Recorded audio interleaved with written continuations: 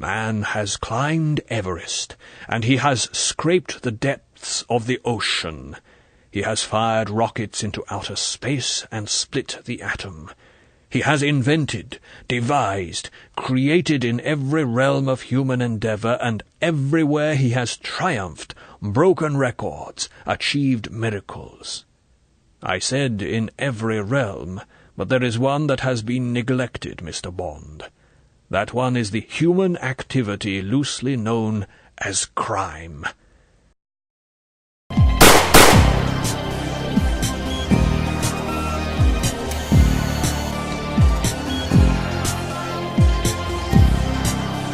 Welcome to the James Bond Complex. My name is Matt. I'm Edgar. We are a podcast that covers the James Bond phenomenon from all its shape and forms, from Fleming to film and everything in between. So today we are covering 1959 Goldfinger. I finished the book and I wrote my synopsis at 3 a.m. this last night. So I'll start with the synopsis. If it doesn't make sense or it merges with the movie. You know, sometimes inspiration will come at the oddest time. So you just preface the synopsis by saying you wrote it at 3 o'clock in the morning.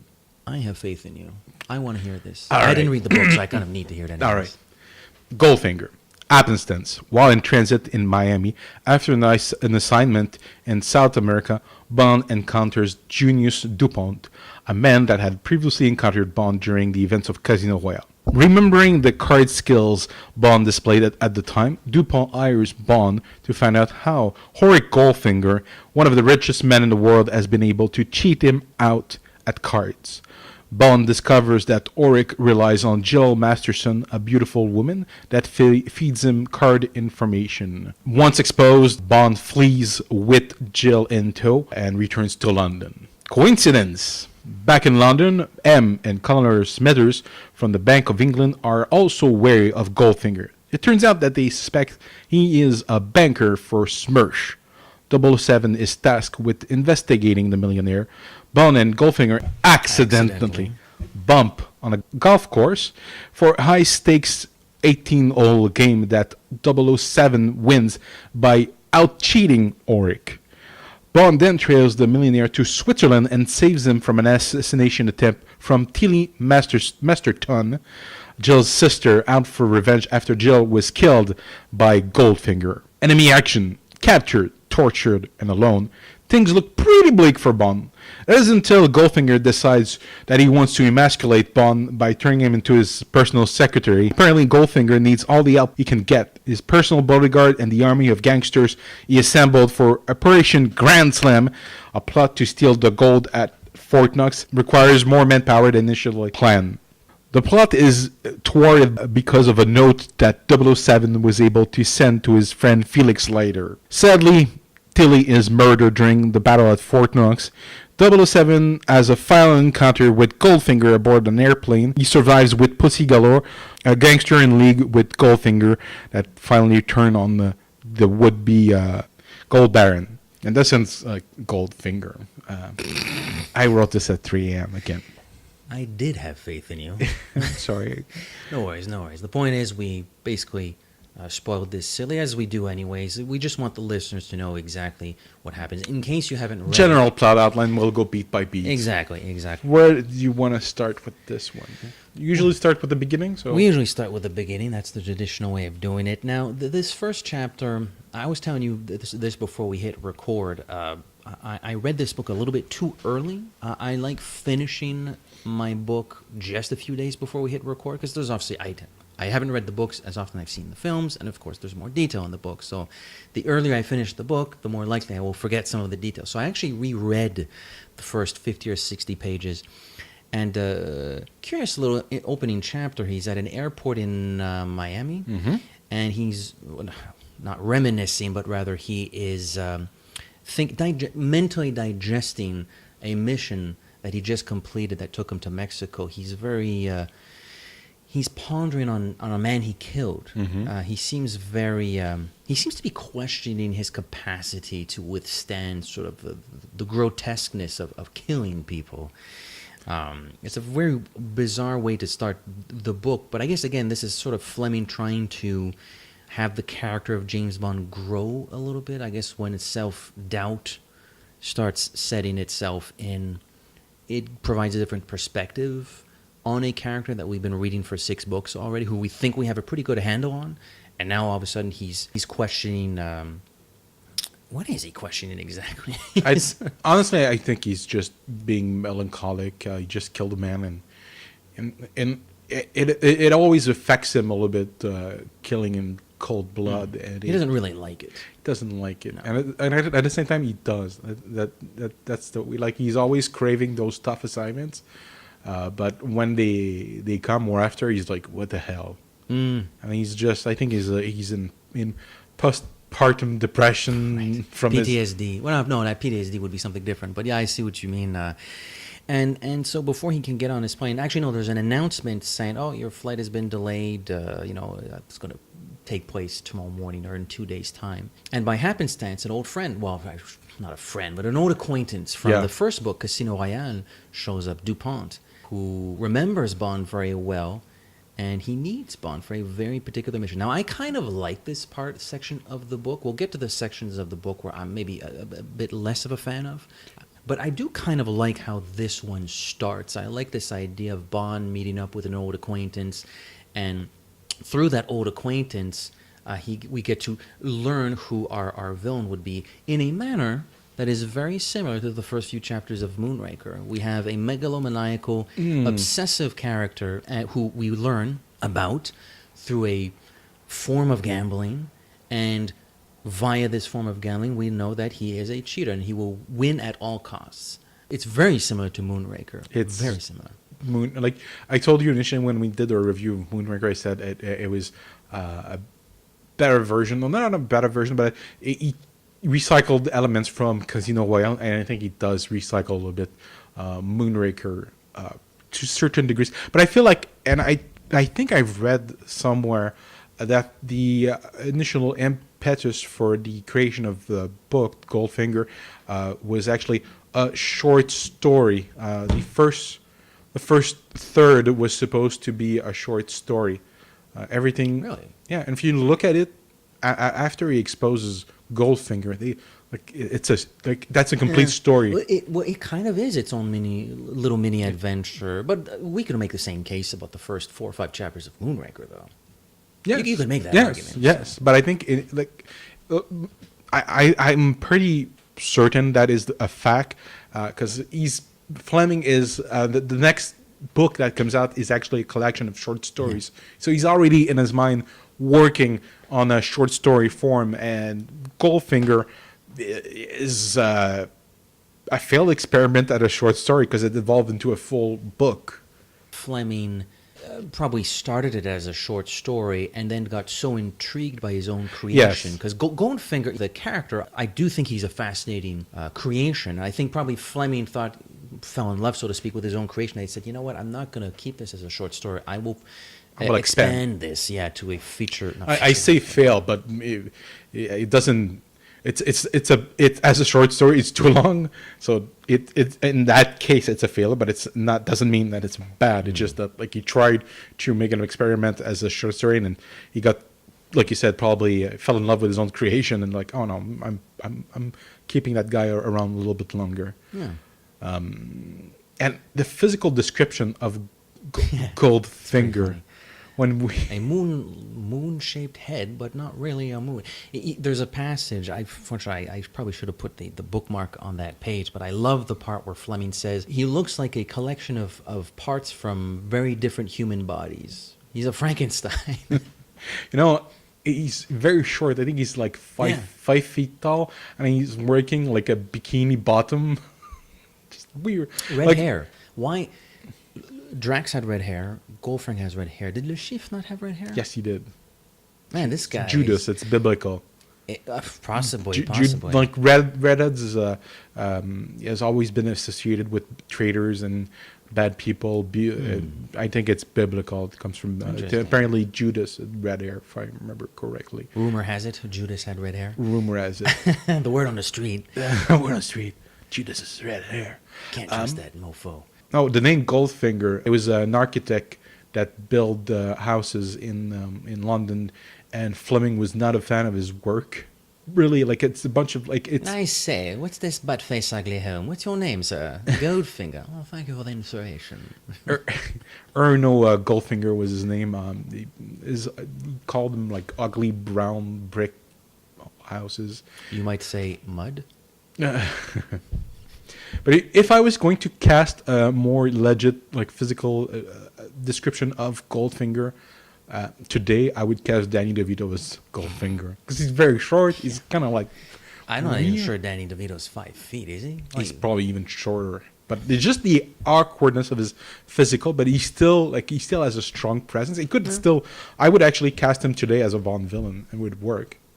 We haven't seen Danny DeVito in a while. I kind of just want to see Danny DeVito again. He's on It's Always Sunny in Philadelphia these days. He's on TV. I know of that, but I'm not good with I've TV. seen a few episodes. It's actually good. But in the chapter called The Man with the Ergophobia, Bond surmised that it's probably because of his physical appearance. He has an inferiority complex. Oh, yeah. And this is, I'm glad you brought that up, Matthew, because we have to talk about this. And it's also the first of a few very bizarre subjects. We keep saying Bond is a reflection of Fleming. Yes. If that holds true, man, there's some effed up commentary in this book, like really bizarre stuff. This is one of them, though.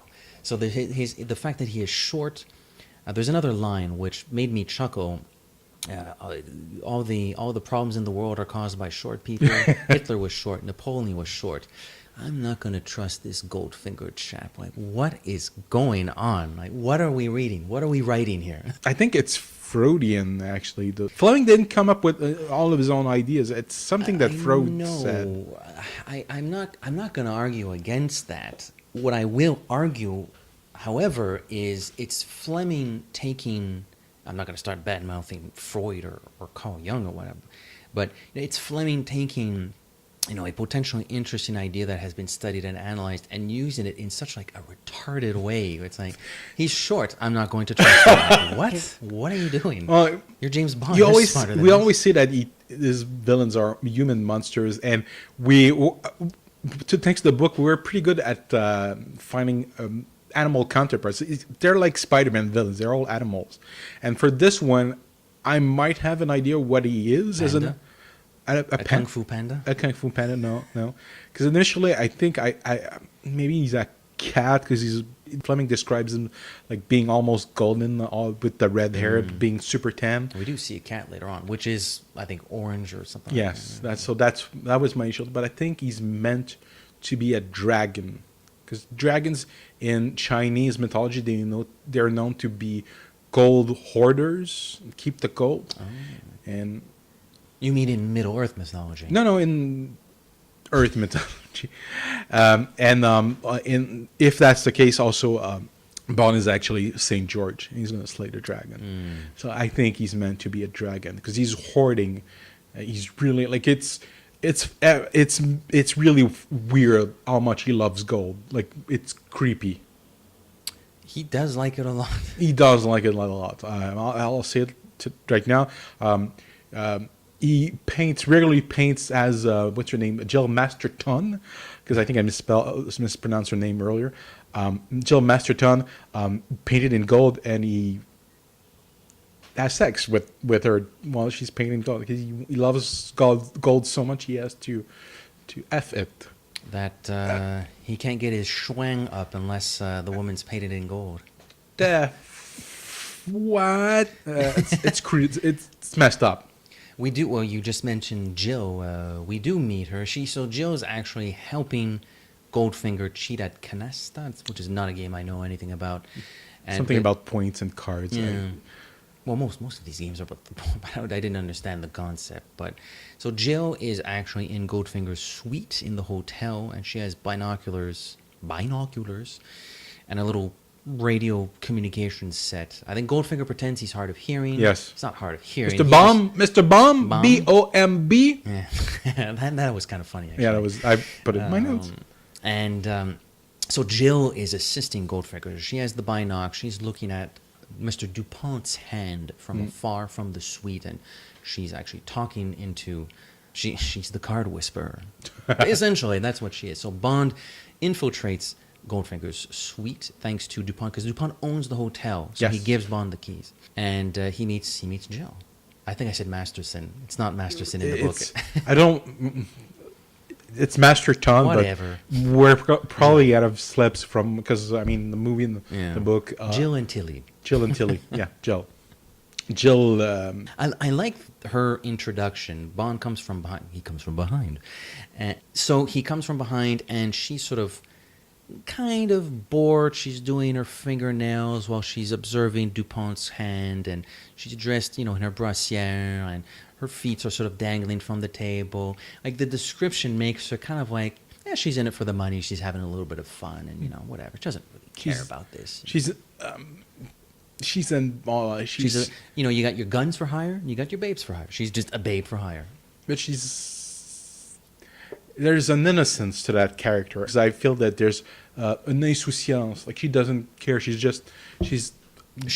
probably doesn't understand, nor do we, the readers, at this point. But she probably doesn't understand the real danger she's in if she goes against Goldfinger. Yeah. She's a little nervous at first, because obviously, who's this James Bond? Who the hell are you? But as we discover later on, much later on, actually, she meets a very despicable end. Very, very curious. It's grim, and that's one. You might say that not everything that shines is gold. There's going to be a lot of it happens in the movie. She gets painted gold completely, and she dies, but she dies in the hospital, and she's able to talk to her sister and explain what happened to her. That entire idea of pores not being able, like, basically overheating, has been disproved by Mythbusters. But I think that the idea itself, the notion of being painted in poison, comes from The Wizard of Oz. Because when they made that movie, they casted and tested another actor for the Tin Man. Apparently, the paint they put on his face was so toxic, he almost died. Like, he was severely messed up for a while. They changed the actor, they changed the painting method. So that I believe that the Wizard of Oz is the true inspiration, and that's I'm pretty sure that's what kills her. I think Fleming misunderstood that rumor and said, "Oh, she suffocates." But to me, it makes no sense. Like, poisoning paint that's poison would make more sense. Like lead, you could have put lead in the paint and painted her, and I'm like, okay, that would have made more sense than. Okay, I think the idea, even though we don't read it in real time, it's related to Bond by Tilly. Once those two characters meet later, a few chapters away, it's still a horrifying scene. And I think what actually kind of makes it worse is the fact that they were able to talk to one another before she died. That actually makes it worse than what's in the movie. Yeah, it's not instantaneous. Yeah. Like what you see in the movie, it looks like it took 15 minutes and she was dead. This feels like it took days for her to die. She was in America and her sister is in English, and she had the time to, like, I don't know where Tilly was, but she had the time to travel to wherever Jill was, and they were able to talk, and she was able to tell her, Goldfinger did this to me, and if you meet James Bond, trust him or whatever. Basically, Bond more or less blackmails Goldfinger in losing, giving Tilly some $10,000. $10,000. Which he should have given to the White Cross, frankly. Yes, he should. Shame. And he goes back to England where he has the Identicast. Yes, I hadn't read Goldfinger in a long, long time, and it's not a perfect book. We'll get into some of the reasons why, but this was awesome because it's basically that Furry Eyes Only scene. Yes, man, Fleming came up with that. Well, a different version of it, but it's basically the same concept. Yeah. That's pretty cool. Today it would be a software, but the idea is the same. No. That was neat. And it's funny because he's. I like this chapter. It doesn't really go anywhere, but this idea of Bond being put on nighttime duties, like office work, nighttime duties, and he's taking, because there's not that much activity when you're doing the night shift, the graveyard shift. So he takes the time to start writing this book about the various forms of hand-to-hand self-defense and combat, which is kind of neat. That sounds like something James Bond would do. I'm going to sit down and write a book, and it's about how to beat the crap out of people with your hands and feet. I think that's kind of cool. He runs Goldfinger's ID in the IdentiCast, and at the same time, M is asking him for an appointment. Probably as this is happening, M is talking with Colonel Smithers, and so as Bond's night shift ends, he's called into to M's office. Mm-hmm. I'm taking you off night duty. You have to investigate Goldfinger. Well, fancy that. And this to me, this is where the book starts to like. Things get interesting here. Really? I say that ironically. Okay. We'll get into it. We got time. We're not running very long. I so much stuff about gold smuggling. Mind you, I found it's more interesting than in Diamonds Are Forever. Yes. But it's the same problem. And I realized that both books have similar problems. And this is a long book. This is the longest one we've read yet. The version, I mean, I can't imagine the page count is that much different depending on the versions, but this is 271 pages. For a James Bond story, you don't have to go 271 pages. No, it's... And we love James Bond, and you do not have to do 270 pages. No. Yeah.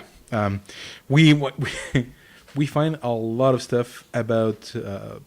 gold smuggling. We also find out a few information about Goldfinger himself. Apparently he's from Riga, and that's in Latvia. It's one of those like East European countries. Like I was like, that's kind of a Soviet satellite, probably. Yeah, they're on that part of the world. We find out how he made a name for himself. He started small. He was opening jewelry shops, and somehow the war he actually profited through the war in some ways. So we find out gold smuggling. Gold smuggler. And through plane parts, predominantly. Well, predominantly, amongst other venues, like seats. I think seats for airplanes that are sending to India. Yeah. Which never comes into the plot later on. But it's just a way to explain, well, here's how he's making his money. Or here's how we think he's making his money. He's a bad guy. This is why he's a bad guy. Go investigate him. It's also, it's a time capsule as well. We're reading a story. This is a story that takes place at a time when gold bullion was the most important thing because it backed a country's currency. Yeah. So it's quite cute. interesting. Yeah, it's quaint. So, yesteryear. Yeah. The problems of yesteryear. Now it's all this weird Bitcoin stuff. So basically, go get him. Go get him. We think he's bad. And, so the Bank of England wants to catch Goldfinger because they believe he's smuggling gold out of the country. MI6 wants to bag Goldfinger because they think he's being supported by Smersh. So they're back again after taking sort of a break in Dr. No. Sort of.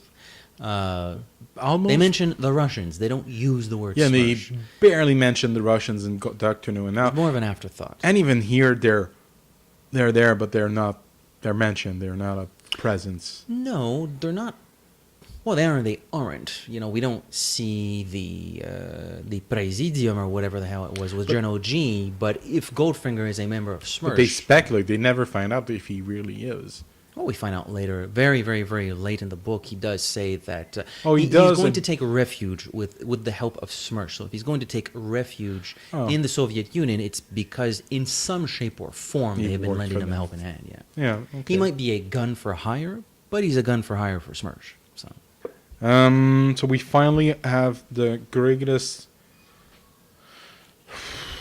I hate golf. I really hate golf. like playing, I can't really I've play golf. played 2-3 times, and each time it's Not boring. because you suck that you don't like it. Okay, I'll admit I suck. I'm really, really bad. I much prefer mini pot, but it's just that it's a really pretentious sport, and people have all these rules, and it's not fun. When you play with assholes, that take it way, way too seriously, it's unpleasant. I remember the last time I played I've it. never had that experience. People are like, please be quiet on the car and be silent. You're messing up my shot. Okay, you're not Tiger Woods.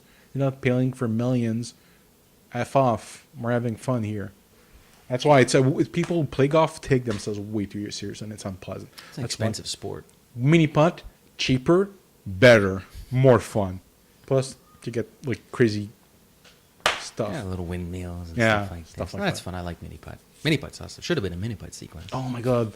We should remake Goldfinger. 125. No. We have to remake it. The copyright is not invalid in Canada. We can actually remake that movie. We make it mini putt. Oh, but only the mini putt. We don't need the rest of the story. Oh, it's just mini putt. It's Goldfinger, but it's just golf, mini golf. So yeah, no, I can, you sort of sighed when you started talking about golf for your personal experience, but I'm pretty sure you were sighing because of the next 20, 30 odd pages that come later. It's quite something. You chatted me something the other day via Facebook. I can never remember. Messenger. You messengered me about golf in an audio form. So I think we've told the listeners this before. You do it the audiobook style. I do it old-fashioned way. I usually switch between both of them, but for this one, I only listen to the audiobook version, and I barely scan the book. How about a description of 18 holes of golf? Yeah. He does speed things up a bit once they get to the back half, of the back nine, I think they actually call it. But man, that front nine. Woo.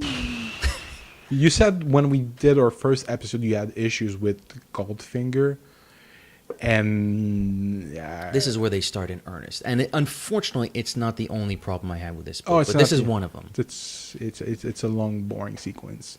This club, that club, this witch, that witch, this ball, that ball, this slice. That's like that hill. Let's just get to the point. You want to take 5 or 6 pages to sort of give us like a really cool, sort of witty description of how the game is going to get. Take 5 or 6 pages. It's fine. You're Ian Fleming. You write great. Like 20, 25 pages of this? Like, really? Yeah, cut to the end. Because basically that's the most important thing is how he cheats and how Bond is able to out-cheat him. Yeah. That's the fun part. Okay, I don't want to do that often, but it's not exactly like in the movie. No, but it's very similar, though. Yeah. He loses his ball for a while. Point is, they're playing by strict rules of golf. Therefore, the ball you started the match with, you must finish with it. And for listeners that aren't aware, there are many brands of golf balls, and each brand actually has a specific number. So you may play with a Schlesinger 7. Well, if you started playing with a Schlesinger 7, you do your 18 holes with a Schlesinger 7. If you messed up on the green and you hit somebody else's ball, you've lost that hole, for example. Strict rules of golf. So he outfoxes. Goldfinger tried to outfox Bond via strict rules of golf, but he is outfoxed by 007 in the end. Yeah, because I think he moves his ball closer than it was initially. I think they moved their ball. There's something about, I think they're in a sand pit or a wedge. Oh, no, I think a wedge is actually a club, or is that a part of the green? I don't remember. But there's a part where Goldfinger is cheating by sort of standing, like his ball is resting somewhere, but it's in a tough spot, and Goldfinger will physically put a bit more pressure on the ground, so it helps the ball, it helps the shot. Yeah. So very subtle. It's very, very, very subtle. It's at the end, Bond gets invited to Goldfinger's house. Yeah, which is also in England. It's not very far from. It's not very far from where they're playing, and where Bond is actually at a hotel. And Bond arrives, and Goldfinger says, stay here. I need to take care of something, one of my men. So he leaves Bond in his house for, 45 minutes? Yeah, about something like that. So Bond's or twiddling. half an hour, I think it is, half an hour. And so Bond does some snooping. Sneaky Bond. Sneaky Bond. Meets a cat. Pets the cat. Eventually, he realized that the entire time he's been investigating. He's being filmed by a secret camera, and he notices it's old film. There's the camera system, so it's pretty archaic system. A camera roll, quite literally. To avoid detection, he has to find a way to justify his snooping around and the destruction of the camera. So he takes the cat and just puts it in the film, and film is destroyed and exposed. Yeah. It's kind of pointless. Well, that cat is served for dinner later on. Yes. When once Goldfinger returns from his little errand, he introduces. This is a big part of the book here, because it's really racist, though. He gives the cat to Algerians. We'll get to. Whew, those Koreans. Bond must have seen like. Have you ever seen Old Boy? The film Old Boy. No, I've heard of it. I've seen the end. Well, sure. Bond must have seen the end of Old Boy, and that's why he thinks of Koreans the way he does in this book, because this guy has an incredibly low opinion of Koreans. Really, really. It's a couple of years after the Korean War, so. I mean, he thinks they're the scum of the earth. Yeah, but in the Korean War, there was a South Korea, which was on the side of what you would call the West, or the good guys, so to speak. Trying to make excuses These for... people are scum, according to Bond. They are dirt.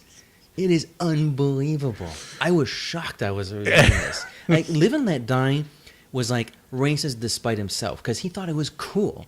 This is just like, what? No, he doesn't think they're cool. Nope. He's really, he's mean. I don't know if which part, but he does mention that his men are really fond of white women. It's like, yes. What is happening here? And they go see prostitutes every once in a while. It's kind of gross. And they love eating cats. And they love eating cats. So they're subhuman. They eat pretty cute kitty cats, and they want to rape white women. Clearly, they're the villains. We have to hate these people. Yeah, but despite the description, I really like Hot Job. He is cool. I do like him. Like, I like him as a physical villain. Well, speaking of his physicality, he quite literally has not a deformation, but he hits things all day long. So like it's callous. Yeah, exactly. Like it's almost like rock. Yeah, it's extremely rough. Doesn't have nails. Like he pushes he toughens his limbs so much that he barely has, like, it's scale. His entire body is like tough leather. Very, very strange. It's probably one of the most, commentary on Korean people aside. This is like, from a physical standpoint, I think it's one of the more interesting creations Fleming has come up with. It's really weird, but like the good kind of weird. Right? Yeah. I'm willing to go along with this. So Odd Job's pretty cool. And he makes a demonstration. Thank you for the demonstration. He shatters a lamp, which is hanging from the ceiling in like this amazing flippity-flop, karate move. And Bond thinks about that book he was writing, and his reaction is, I've never seen anything like this. Like, this man, I do not want to fight this man. He said, oh, that's it. We have the line. The demonstration was elementary one, Mr. Bond. Goldfinger held up the drumstick he had been gnawing. I can tell you that if Oddjob had used the appropriate single blow on any one of 7 spots on your body, you would now be dead. Goldfinger bit on the side of the drumstick with relish. Bond said seriously, that's interesting. I only know 5 ways of killing Oddjob with 1 blow. Speaking of that reply, is it just me? Because we've been reading these books in pretty rapid succession. There is, among the things I like or that I find amusing about this one, because I feel we're going to start to get into some negativity, and we already have for that matter. One of the things I like about this book, isn't just me or is Bond, he's using old he says, oh, Calamity Jane, hell and damnation, once more into the breach, old friend, like, in his mind, like, during the golf game or when there's trouble about, he keeps, like, quoting these funny old sayings. Like, he never did that in the other books. Like, he's very, Bond is very amusing in this one, I find. I've read somewhere that the one of the comments made in this book, Bond gets more humanized. By dehumanizing Koreans. Well, no, but at the beginning he's more contemplative. He's a little bit more humorous. He's a little bit randy at times. He's a little bit more human and less of a... Oh, Lord, give me chastity, but don't give it to me yet. I know he like that. Like, there's a lot of that in this book, which didn't happen in the other ones. I think there's a sense of humor about it. Yeah.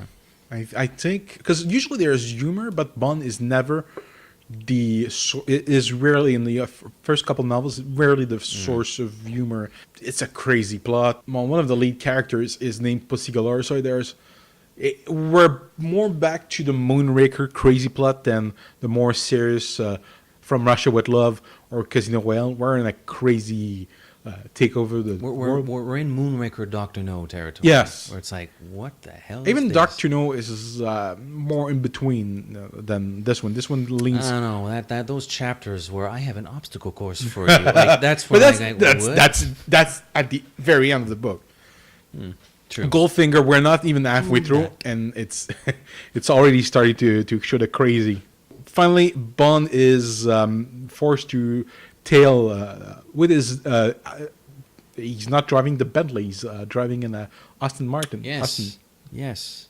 It's true. I didn't even clue in on that. TB3. Yeah, it does have some gadgets, but nowhere near as It's not tricked out like the movie version. the movie the movie counterpart is Pinked like out. the Batmobile.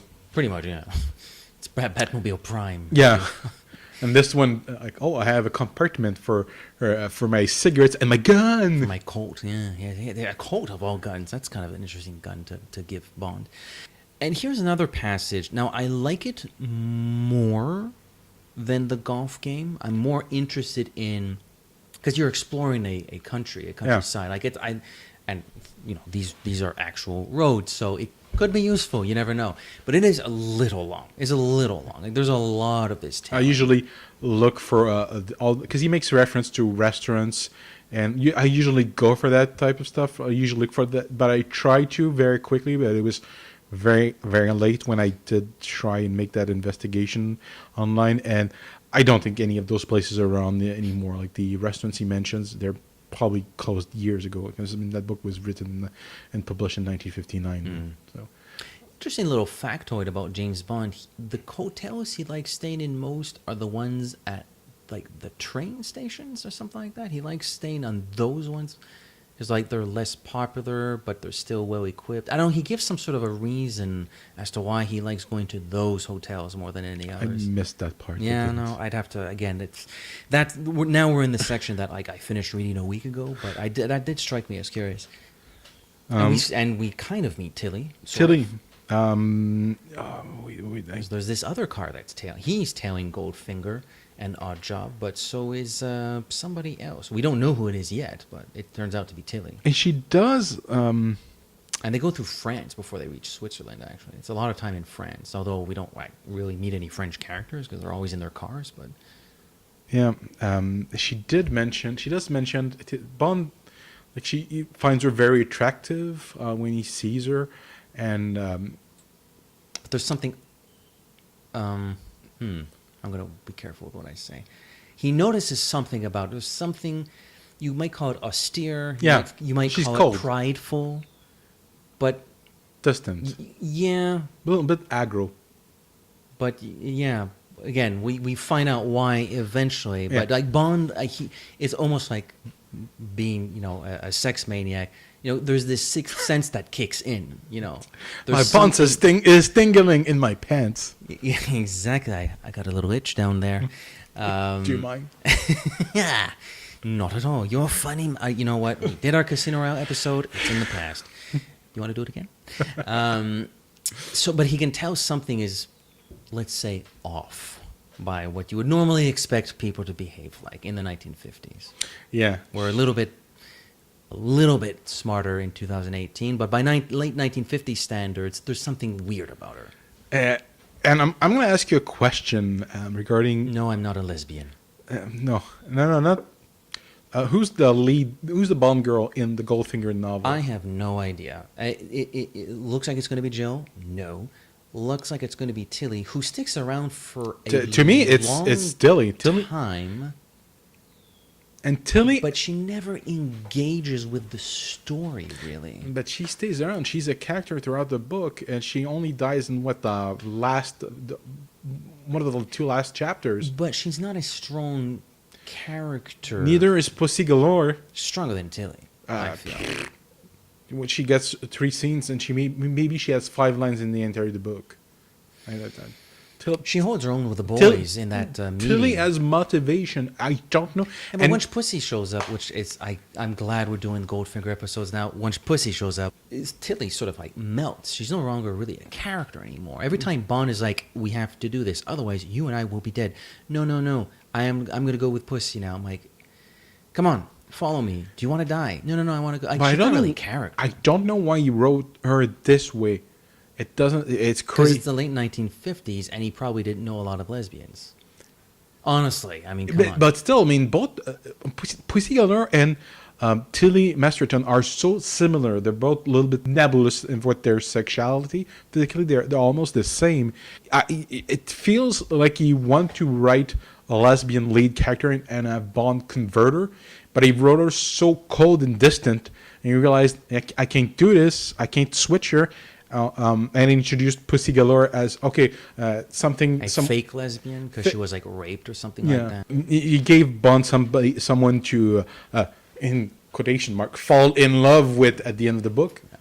That's pretty loose definition. Make love to. Make love, not fall in love with. Make love to. I know. Fornicate with. Fornicate.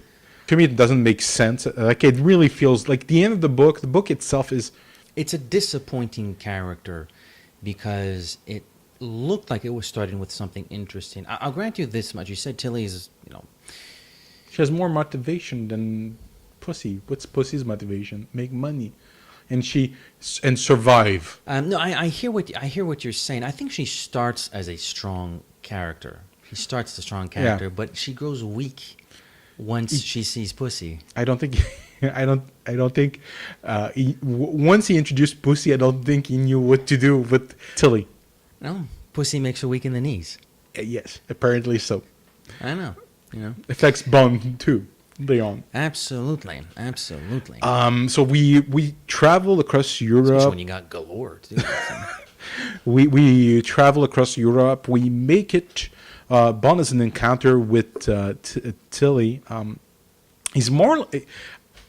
He basically crashes into her because he's been like obsessing about it. He's trying to get rid of her basically because like you're this. He's clued in. There's too much coincidence going on. She's not a random driver. She is in some shape or form doing what I'm doing. She's hunting down Goldfinger. But she sucks. Yes, so I'm going to skid her off the road here. So basically, discourage her. Bond continues on his way. He starts investigating. She takes a shot at Goldfinger, misses, and then they both get captured basically. Mm-hmm. And then A buzzsaw sequence. And this is where the book really the live action counterpart is way superior for this entire sequence. It's funny. We shouldn't talk too much. I know. I'm going to set the movie aside. Well, I usually cut those parts anyways. So there's this buzzsaw that's going up Bond's crotch for all intents and purposes. Goldfinger is fed up with Bond. Enough interference. And Bond suggests that they could be useful as employees. And Goldfinger just says, "Okay." Bond faints. Then he's about to get. But the suggestion to save his own life and Tilly's was that they could be useful. Yeah. And he wakes up and he's not dead. They're held captive in Goldfinger. Are they in the United States at this point? Yes, they're in New York. They're somewhere in New York. Yeah, they drugged them and moved them. And so he wakes up, oh my goodness, I'm not dead, and he gets a visit in his cell, so to speak, from Goldfinger saying, you know what, just before I sliced you in half, just before I got rid of your little pecker there, I put some thought into your suggestion about you and Tilly working for me, and I thought it might not be a bad idea. I could use the extra help. You're going to hire the woman that shot at you, B, the guy that's clearly trying to infiltrate your business. Yeah. Speaking of a wet noodle, it's like, whoa, that is not You mentioned that it was not your favorite book, and this is the breaking point. This is unbelievable. Like, this is... He's supposed to be a smart guy. Yeah. Goldfinger, I mean, Bond is also a very smart guy, but Goldfinger is supposed to be like a criminal mastermind. He's coming up with these insane plans, and we'll get to his Fort Knox plan in a moment. Completely batshit crazy, but he will hire, well, quote, air quotes, hire Tilly and James. Really, bruh, really? You're not a good criminal. You're like You're sowing, you're planting the seeds of your own destruction. Yeah, you're shooting yourself in the foot. It's such a risk. It's such so a stupid. risk. So stupid. Anyway, so he keeps Tilly and James around. As you were saying, he emasculates Bond by making him his secretary, which is kind of funny. I have to admit, I did kind of chuckle when he says, "Oh, you're going to take notes during this meeting." Well, actually, no, you're going to do more than take notes. You are going to observe the gangsters. I've reunited these gangsters because each and every one of them will have supplied me with some sort of material so that we may raid Fort Knox. So, Tilly, sweetheart, you're going to take some notes. Jimbo, you're going to observe the gangsters very attentively. I want you to tell me after this meeting which ones are really in it to win it and which ones we have to watch out for, which is kind of like an interesting little strategy. It doesn't excuse the decision to hire him, but at least they're doing something. Still weak, but you know, they try to move the story along quickly so that you don't think about. The meeting is kind of fun. I do like the meeting where like they're all like really rude. They're spitting on the ground. They're chewing cigars. We meet Pussy Galore. She's the only woman there. So in the book, she is the leader of a lesbian gang, acrobat cat burglar. Yeah, something like that. Which it's kind of cool. You know, the way they describe her with this suit thing. She has violet eyes, which is kind of neat. I like that shit. I like that little. You know, we already did sort of the Tilly versus Pussy debate, but I mean, I don't know. Tilly versus Pussy. I'll always choose Pussy. But more seriously, is Pussy really that much more interesting than Tilly? I'm not saying. I'm not asking which one's more interesting. Which one do you feel is the lead character? And my point is that it's Tilly because she has a goal. She has an objective. Pussy is decorative figure. She's as important as Jack Strap. Like she's on the same level. Or Mr. Solo. Or Mr. Solo. Poor Mr. Solo. Yeah. Yeah, I can see your point. Maybe I'm stuck on the idea that she's the one that survives. Yeah, she's the one that's fornicating with James at the end. Also, that's why in my mind she's like, and she's also kind of, I shouldn't say tougher because Tilly does take a big chance by trying to hunt down Goldfinger and kill him. She's showing some. She has a pair down there, so to speak. They're almost the same character. My point is that when they could have combined those characters and not have Pussy Galore, just have Tilly Masterson or either one or the other, not necessarily both. And I think that's actually a problem. That's probably not a bad point that you just made there. Therein lies one of the other problems of this book, the fact that Tilly starts intriguing, she starts strong. But man, during the last 20, 30 pages of her like existence in the book, it's just like, no, I just want to go with Pussy. Well, what are you doing here? Yeah, you had your opportunity to make that character like last, but and the same kind of like, you know what the film equivalent of this is? It's Aki and Kissy Suzuki. It's like, why are both of these characters in this movie?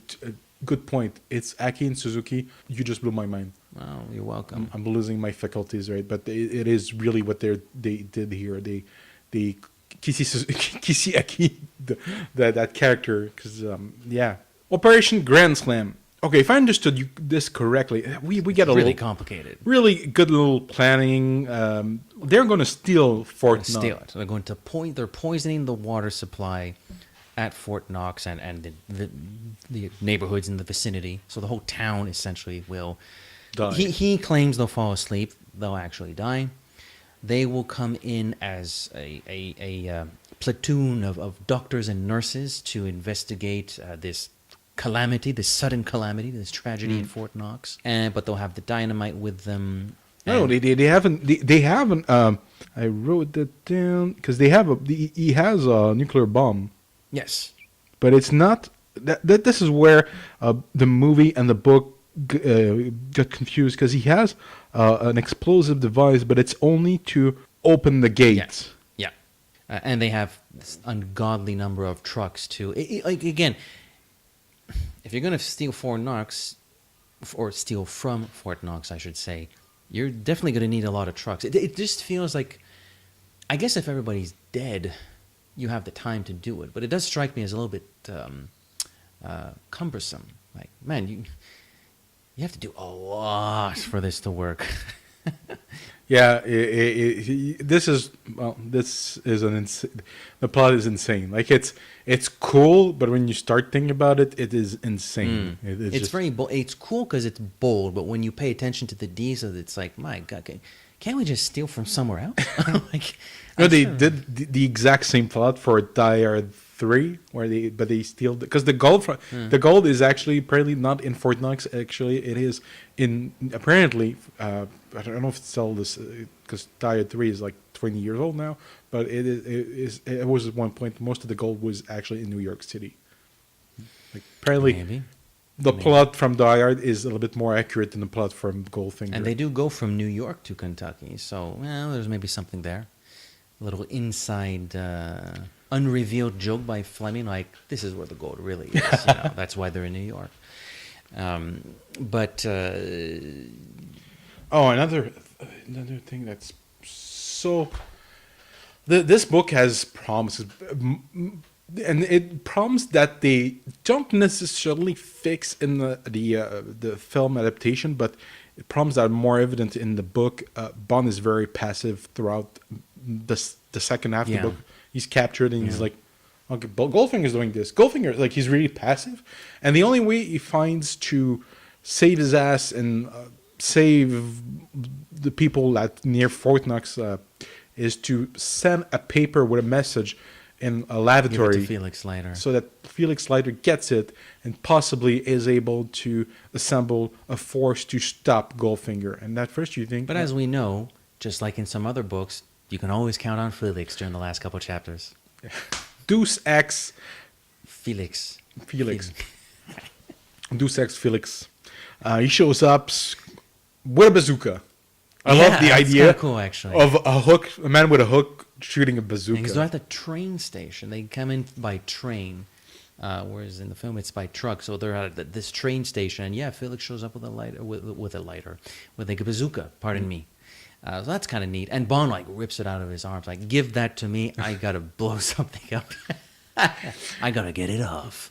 So basically, no one was poisoned. Really, the note got to Felix in time for them to thwart this plan of murdering hundreds of people through the water poisoning. So everybody was pretending to be dead. Yeah. Because they do go through the town, and there are these cadavers Yes. lying all over the place. You can even hear a baby crying in the background. And explain that it was a recording to make it more realistic. Yeah, you know, that gritty realism.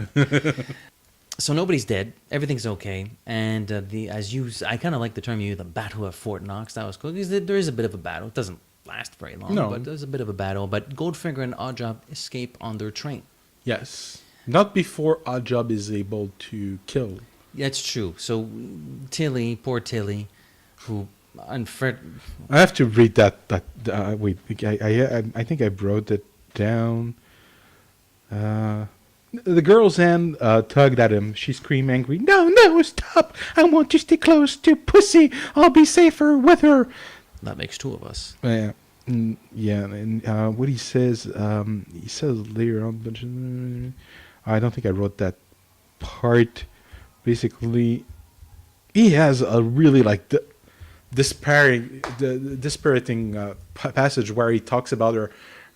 He realized that she's a lesbian. He's like, "Oh, poor confused little girl." It's like that's how people probably. I mean, you have to remember, in 1959, homosexuality is still illegal. Not until yeah, that's actually a good point. I think 67 in my Diamonds Are Forever episode. So, I mean, okay, I'm not making excuses for him, but it's really also It's very, very antiquated. it's very antiquated. and it's a stupid male fantasy of turning a lesbian straight. It's really the epitome of like epitome, yeah. dumb like man talk. Sorry, but it's really, when you think about James Bond with his magic penis, this is secret origin stuff. This is And Fleming go not with Tilly because she dies, but he thrusts ahead with Pussy later on during the last few pages of the book, where she said, "Oh, I had never met a real man before because my uncle, I think, raped me or something along those lines." So, but that's an example of Fleming, for as smart as he was, for as educated as he was, for the world traveler that he was, this is an example of, I think, Ian Fleming grossly misinterpreting something. Oh, she's a lesbian because, you see, her brother and her uncles gang raped her when she was young, so she became a lesbian. You know what I mean? I say, it's like, come on, bro. But it's the late 50s, and it's not the most. this makes perfect sense. It's not sexist in a homophobic way. It's more like, I don't understand. You just can't. That's the problem with Fleming. You can't. I'll be curious if that aspect of the character is around once other writers take over the characters. I'll be interesting. We might get to something like that sometime down the road, because it's not the last we'll see. So we have to talk about how our villains are finally dispatched. That's true. We take a little aeroplane ride. Bond is actually supposed to go, I think, to Washington, if I remember. Is it Washington? I think that's the movie. I think he's just taking isn't he just taking a plane to go to New York? He's in Idlewild, isn't he? He's in Idlewild? He's taking a plane. He's in the airport, and he's called upon by someone. Oh, there's been this outbreak of some sort of a flu. You need to get your shot. And Bond's like, WTF? But okay, I'll go along with it anyways. He gets his shot, faints again for the second time in this book. And then he wakes up, and oh my God, there's Oddjob. In the fraction of a moment that Oddjob turns his head away to, I guess, get more comfortable or something like that, Bond makes a run at it by. What does he do again? He has knives on his person that he was able to. Yes, he stabs Oddjob from Adjob. No, he stabbed. I think he breaks the window. Oh yeah. What am I thinking about? I do not remember that last chapter very well. Apparently, I think if I remember correctly, he breaks the. Well, before that, because Pussy is actually, she's almost like their maid. She's giving them food, and she writes a note. I am with you, and Bond says, "Okay, I am with you." They write notes to each other. It's like classmates in. I was going to say high school, elementary school or high school. He breaks the window. Oddjob gets sucked in. Yeah, it's pretty gross. It's pretty like gross. The human paste. It's like that alien resurrection scene where I think that's kind of what's happening to Oddjob. That's how I picture it. It's kind of gross. And then he goes.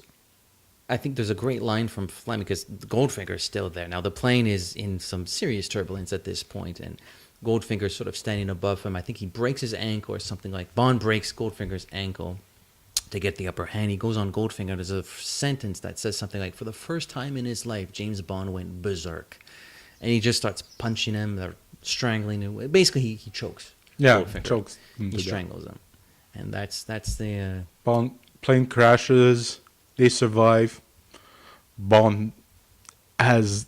Well, they're found by a boat of some sort, and they make love. Bond has a good time with Pussy. Yeah, exactly. It's always a good time with pussies, and that is how the book comes to an end. This has been a very bizarre conversation. There are some things that we liked a lot. There's some things that we really didn't like at all. Yeah, we agreed on everything. Good and bad, but really good and really low. Yeah, the highs are quite high and the lows are really low. And not just the sexual politics it's just weird. Like there's boring parts in the book. The golf sequence is boring. Golf sequence. Goldfinger's decision to hire Tilly and James is pretty dumb. It's dumb, and it's just that there's some weak. Those last few pages are odd, because there's like 3 or 4 pages of Bond commandeering the plane, and because they're these pilots that are actually operating the aircraft, and call this person, talk to that person. I'm like, why are we spending like 3 pages on this? Also, they could have just killed Goldfinger and Oddjob at Fort Knox, and none of this BS at the end. Before we go through our final or summation, I guess, quickly to the year 1959. January 29th, the 16th animated movie by Walt Disney is released, Sleeping Beauty. Very good. Have you ever seen Sleeping Beauty? No. You should. It doesn't have like the greatest story in the world, but from an artistic perspective, it's very different from the other Disney movies. It's almost like a moving painting. Like it is insanely detailed. I think they're doing. I did animation. They're tracing over real people. I think that's why. Oh, rotoscoping. Rotoscoping. I did that before for animation project. I might put it on the page eventually.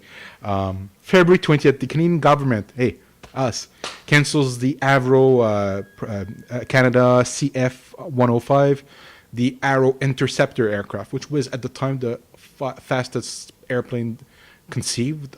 They had a few prototypes, but they made a TV miniseries that Dan Aykroyd produced a few years ago, probably even 15 years ago, and basically it was the coolest, best plane from that year. But so of course it was cancelled. It was cancelled. It did some inner politics with the states. March 9th, Mattel's Barbie doll premieres in the United States. On April 9th, NASA announces its selection of 7 military pilots to become the U.S. astronauts, later on known as the Mercury 7, and among them John Glenn, who is going to be saved by James Bond in Dr. No. April 25, the St. Lawrence Seaway linking the Great Lakes and the Atlantic Ocean finally opens shipping. And that basically kind of hurt fishing in Montreal, because before then all the boats came here, and after that they go directly to Toronto. August 21st, Hawaii is admitted in as the 50th state. I always get those two. I always think Alaska is the 50th one. September 15th, USSR Premier Nikita Khrushchev toured the United States at the invitation of U.S. President Dwight Eisenhower. This one kind of amused me.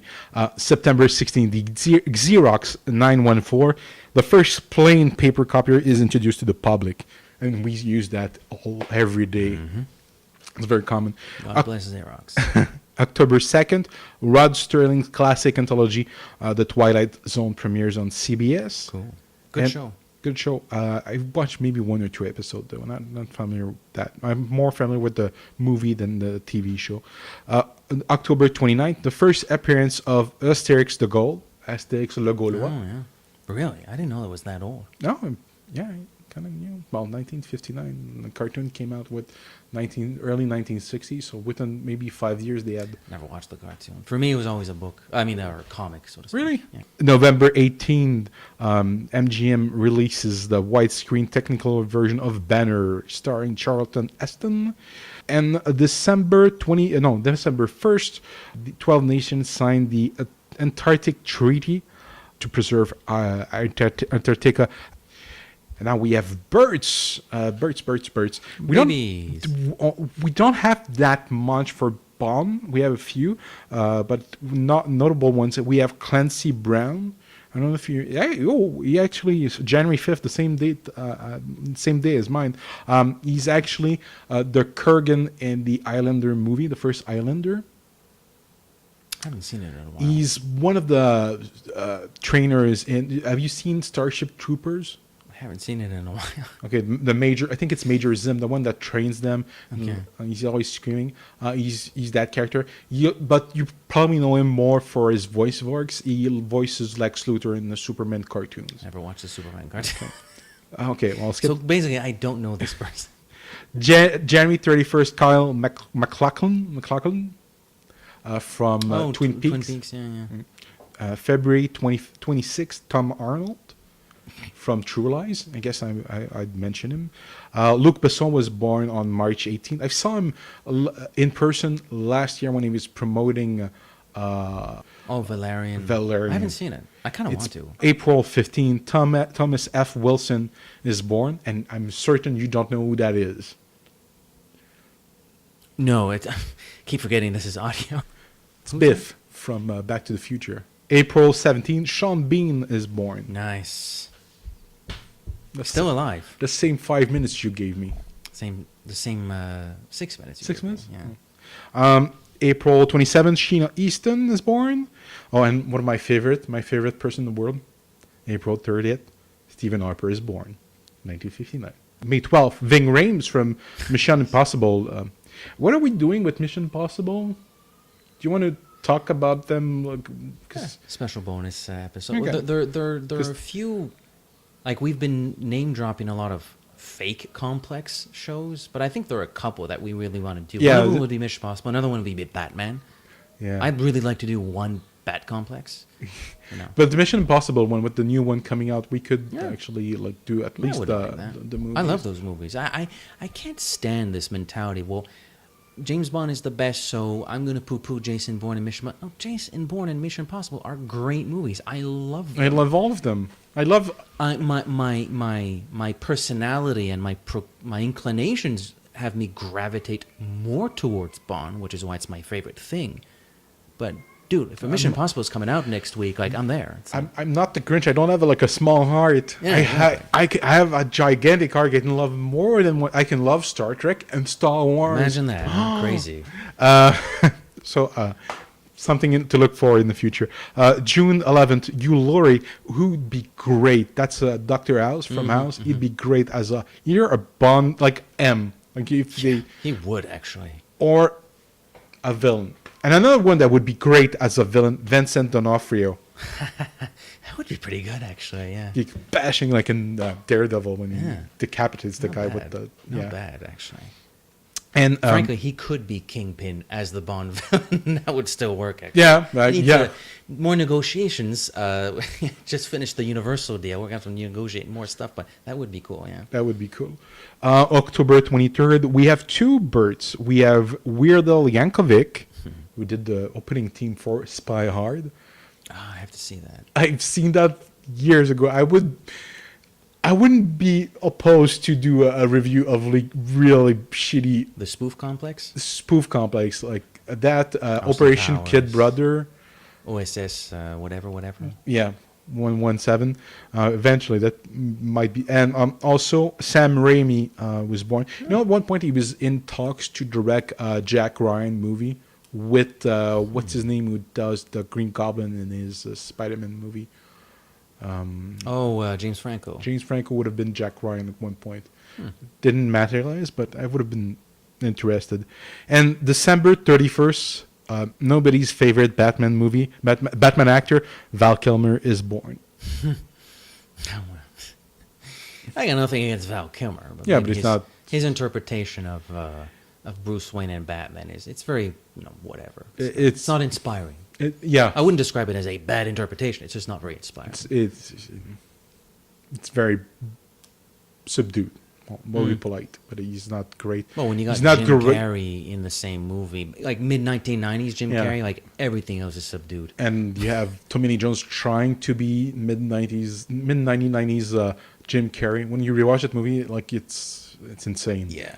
All right. So final summation. Back to Goldfinger in 1959. It's very, we said the highs are very high and the valleys are very, very low. So it's middle of the road for me. I can't bring myself to say I didn't like it, which is kind of what our conclusion of Diamonds Are Forever. So I'm still going to put this ahead of Diamonds. I like it more than Diamonds. I think there's actually good stuff here, but it's very middle of the road because, these few pages are really cool. And then the next few pages are like, whoa, like what are we doing here? Middle of the road. If you want to read it, fine. There's good material here, but you do not need to start with this. We've already reviewed a number of very good ones. You do not need to start with Goldfinger. I don't think you're completely wasting your time if you want to read it. No, But there's easily 3 or 4 you can read before this. And we've only done 7 of them, and there are 3 or 4 you can read before this. I would actually not put it under Diamonds Are Forever, but it's right above it. Like I would have to like really think about it. We'll do that once we reach the end of our Fleming The Fleming series. of Bond books, but it's not very far. I found the lead villain, the henchman, are very captivating. The Bond girls are a bit confusing because, especially Tilly and They're Pussy. confused and confusing. Yes, their plot seems to go nowhere, and there's a lot of boring parts. So I don't start with this one, but eventually, if you go through all of them, and if you don't necessarily want to do them by chronological order, I wouldn't put it high on your list. No. It's, From Russia with Love, Dr. No, Moonraker, Live and Let Die, Casino Royale. We had major problems with some issues of Casino Royale. It's better than this. Yes, No. it's more. It's also shorter, Yeah. which helps it. By like 100 pages. Yeah, it helps it. Like sometimes shorter is better. Not That's true. all right. So I think we're done. I think we are done. The listeners may join in on all the good James Bond complex fun on a number of platforms.